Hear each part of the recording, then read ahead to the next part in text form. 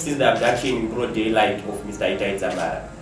We as the National Youth Action Alliance feel the need to restate our position considering his continued absence.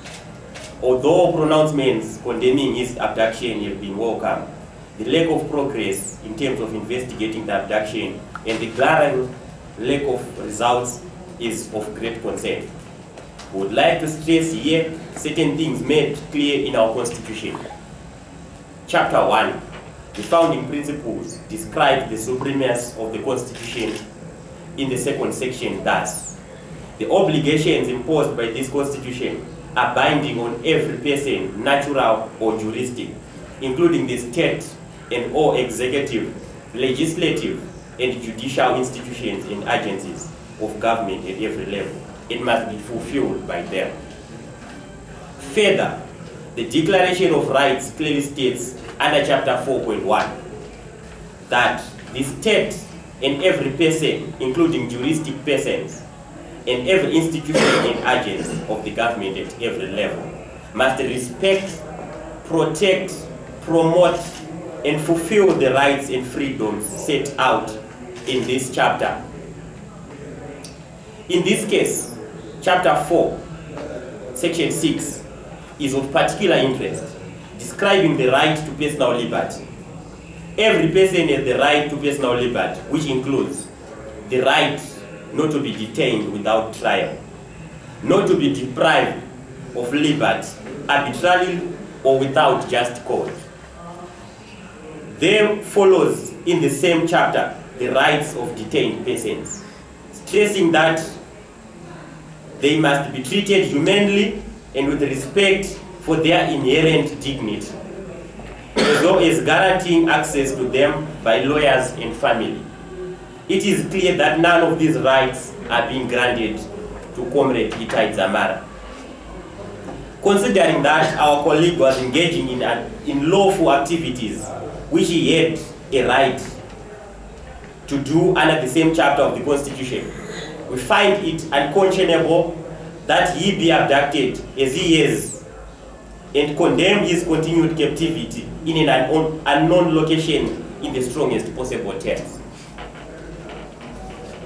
We further call on the state and police to fulfill their duties laid out in the Constitution and as ordered by the High Court, and intensify the search for Mr. Dzamara immediately and produce results as soon as humanly possible. We do not accept that our police force can so dramatically fail to protect a Zimbabwean citizen. Guess we need to remind them of their motto: for the law, for the nation, and for the people. We call on them and shall carry on demanding that Comrade Dzamara's rights be protected and that he be found and retained unharmed. We remain hopeful of his eventual self-return and continue to express our support to the Dzamara family during these dark times. Thank you.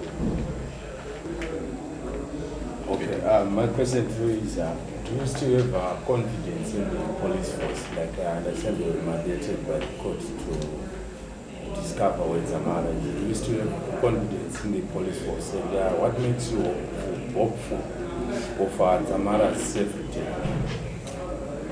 Okay, as for us having confidence in terms of the police force, I think that question is clearly answered from what we have been saying. We no longer have confidence from the police force because they were mandated and they were instructed to look for Dzamara. But up to now, it's more than a month, they haven't produced any results. It's a clear indication that our police force is dismal, failing to do their responsibilities enshrined in the national constitution. In terms of our hope, we still believe that Dzamara is alive. What they are only doing is to try to silence the voices of the people who are challenging the regime which has dismal failed in terms of governance and anything that is supposed to be done by the government which exists in Zimbabwe. And I heard any maybe some kind of feedback from the police force. You try to engage with them and what has been like feedback? They haven't given any feedback. That's what is baffling us, and we are still in a state of shock that we've got a police force that has got a mandate to deliver, but they are failing to do so.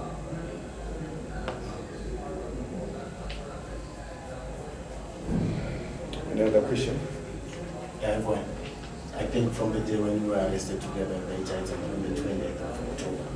So when I read in the paper, it was saying that we know where, or some of you know where Itai is. That's why I came then to see if that isn't true. Because when we were arrested together with him, me, I just get into the crossfire. Then I just started to feel where we had the cafe. So that's why I've come to confirm whether if you have got an idea of all those questions that people are saying. It's greatly unthinkable and laughable for someone to believe that we know where he is, while you are calling for his return. It's a clear indication by the government that they don't want to take the responsibility of abducting individuals in Zimbabwe. Therefore, they want to put the blame upon us. We know that there is a responsible hand from the relevant authorities that abducted Itai. Certainly not us. We are not even aware of his whereabouts. That's why we are demanding his return unharmed. And if I might add, there has been, since the very beginning of his abduction, there have been malicious rumors being circulated, being peddled about his whereabouts. There have been several stories about his corpse being found and all of those. None of those stories have any substance to them. We can say categorically that all of these rumors are false, and that we do not know where Itai is, and that we have not had any hand in his abduction. Hence, we carry on demanding for him to be returned to us. Then what of that one which is coming from the Facebook? That they are saying that there are some rumors that Didmas Mutas mentioned that it was Kasugo who abducted you. So that's what I was so much worried about. When I read it over the night, last night, there were some two names which were mentioned. I'm happy to have said it alone that it is a rumor. Therefore, a very serious alliance that do not believe in malicious rumors. We believe in real facts. That's why we are calling for the police force to do their honorable job, to locate where Itai Dzamara is. We need him as soon as possible, alive and unhurt. That is our demand. I think it's very clear that there is no way we would be demanding for the return of Itai Dzamara when we certainly know where he is. I think it's much easier to believe that you can find a Fijian in a labor ward than to believe that you know where Itai Dzamara is.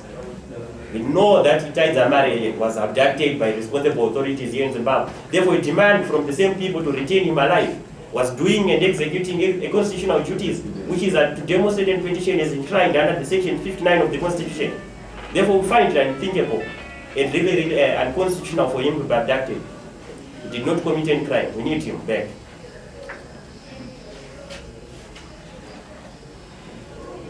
Any other questions?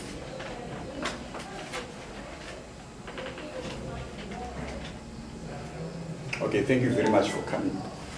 And we have printouts of